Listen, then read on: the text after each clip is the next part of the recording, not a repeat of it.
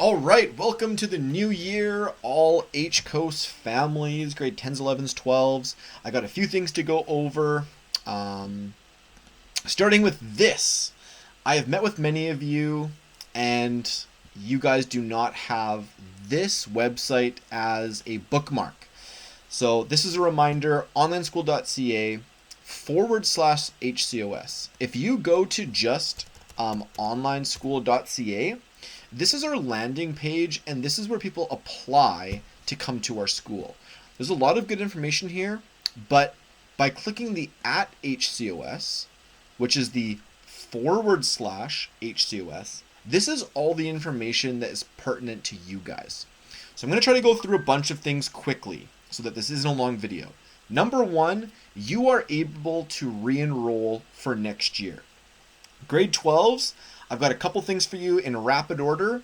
Number one, you still need to re-enroll for next year, and you have to re-enroll as graduating. There's actually a option. If you're in grade 10, you re-enroll for grade 11. If you're in grade 11, you re-enroll for grade 12.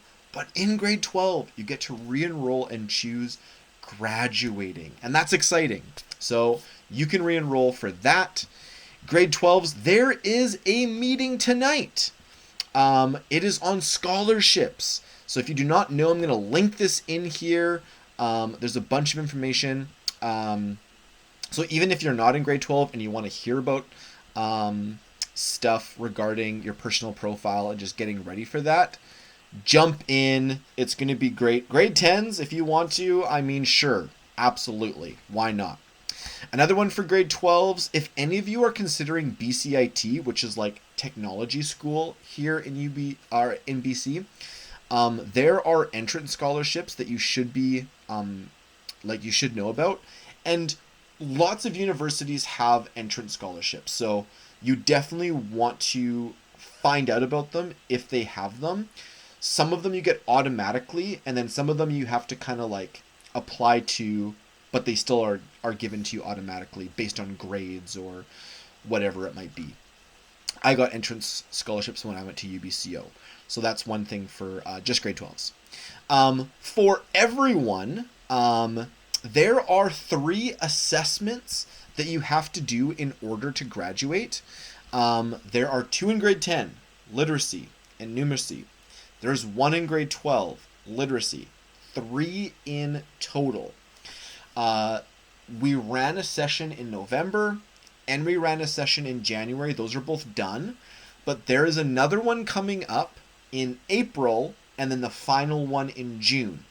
If you are in grade 10, you need to write the literacy and numeracy. There's 2, write both of them by June. So you can write in April or you can write in June. And you guys will get emails from the school, I believe from a lady named Kaylee, and she will let you know. Now, another thing is that report cards are coming out this week. So we wrote them all as teachers last week, and what I noticed is that a lot of people are behind right now.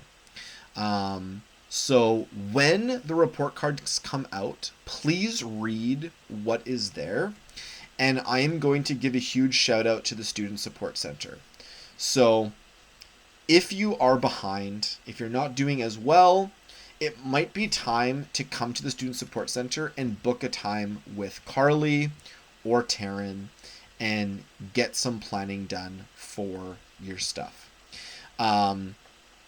Carly and Taryn are able to help with like nearly any course that you're going through, which is very helpful. And they're also able to help with things like pacing and things like scheduling. And sometimes if you guys are behind right now and you are not on pace to finish by June, they're able to sit down and try to figure out a timetable for you and for your year. And so that's kind of all. We're jumping into semester 2, technically. So report cards come out this week. And then technically like February 1st-ish, that is when semester 2 comes. And then February until June is that second term that we're going through. And so if you're doing a course and you look at your report card and it says that your progress is maybe only 25% or 30% or 15%, that means you're behind and you're going to want to spend extra time catching up in those courses to get them near to the 50% mark, because we're going to be crossing the halfway point in the school year, which leaves February, March with spring break, April, May, and then June is the end of the year. And it's crazy that we've already made it through September, October, November, December, and January.